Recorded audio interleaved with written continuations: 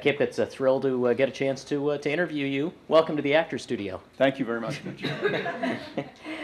I wanted to start with another anecdote in this book. Your dad once set out to tell you the bravest thing that he had ever done. Why was that such an important story from your background? Well, that's a great question because I still don't know what the answer is.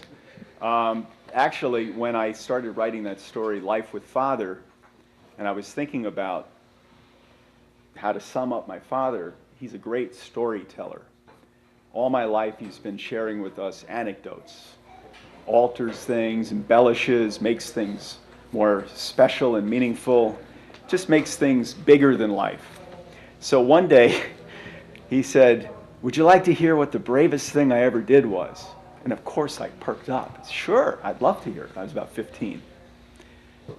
And then I decided to sparkle in his eye, and I was waiting. And he said, "Nah, I can't tell you that." What? So it's sort of one of those mysteries. I still don't know what it is. Years later, I let it drop, and then I came back to him. I said, "Dad, you remember you told me you were going to tell me the bravest thing you ever did?" And I could see he was thinking, "What the hell did I say?" And then he said, "Staying in a marriage as long as I did, so that you kids could grow up and be mature enough to handle it. That's the bravest thing you ever did, Dad?" I mean, it's brave, and I'm happy, but I don't think that's the story. And so that was my launching point for writing about other stories and anecdotes and memories that my father used to share.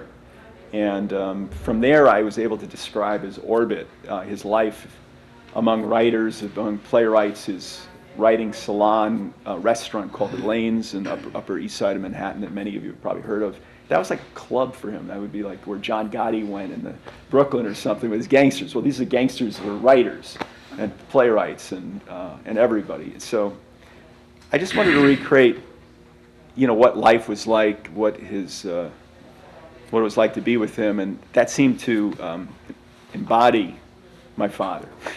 The bravest thing he ever did, which I don't know. Well, and you mentioned that your dad was really encouraging when that first story was written, and he encouraged you to write more, and time went by. What kind of advice? I mean, he's a famous, acclaimed, well-known writer. What was the kind of advice that he gave you as an aspiring writer? Believe it or not, brevity. My father is a great editor. He started out his career as an editor of magazines. He edited other authors' works. He read The Godfather before The Godfather was The Godfather. Mario Puzo used to work for him at a magazine in New York.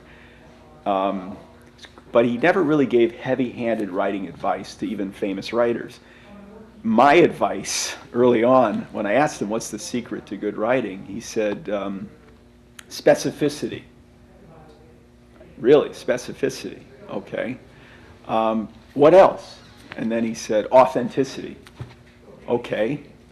And so, but it's true. I mean, I learned just from that alone, being very specific, telling very detailed stories, not letting yourself off the hook to just say someone felt good. Tell them why they felt good.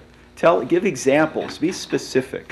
And he's right. But at the time I thought he could have been a little more, he could have given me a little bit more tips than just specificity. It's a little like saying plastics. It was like saying plastics. In fact, when he said it, I thought of Benjamin Braddock in The Graduate when he said, "Go into plastics." And that was right too, apparently, because people have made a lot of money in plastics. You were also a journalist in a previous incarnation of yourself. Do you think that affected how you approached this memoir? Was there something journalistic about your approach? Yes, because I wanted to be objective. I wanted to be honest. I wanted to be participatory. I wanted my brothers and other people who were still alive to be able to see what I wrote and say, you got the wrong uncle who said that. Those are my journalism skills that came to the fore. But I also knew that memoir writing is its own unique animal. It's not just getting the record straight. It's also your take on something. I have two older brothers that were my compatriots and soldiers in arm in many of these stories, and they have somewhat different perspective. It's almost like the Rashomon effect, where 9 people see the same accident and they all see it a little bit different. So I give myself a little bit of license to write it the way call it the way I saw it, but still trusting my journalistic instincts to keep me within the lines so that I'm still going in the right direction. Well, and I wonder if family matters are kind of their own category when it comes to corroborating your sources, because family stories, tend to take on the mantle of legend as much as anything, and nobody really remembers what happened.